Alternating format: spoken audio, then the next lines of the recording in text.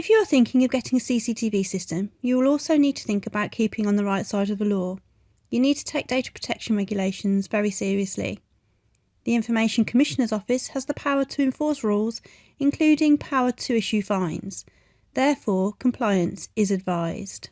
To be compliant and to meet the best practice contained within the Surveillance Camera Code of Practice, then you need to spell out the purpose of your CCTV system.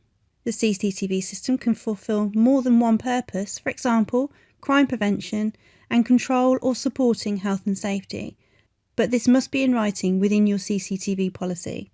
Here are some tips to help outline the purpose of your CCTV. Firstly, consider if your CCTV is necessary. For example, if your purpose is security, have you exhausted all other options, such as installing security lights, higher fencing, or security shutters, etc. Secondly, if you do go ahead with CCTV, you should only place cameras in the locations where that will fulfil the purpose. When you consider your purpose, you must also consider the potential impact of CCTV on people. Therefore, you should consult with staff about why the system is being considered and locate cameras so they only capture footage of your property.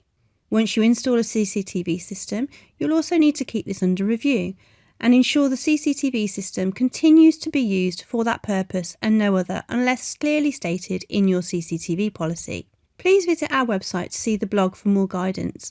The link to the blog is in the description of this video on YouTube. Alternatively, visit the ICO website for further information too. Thank you.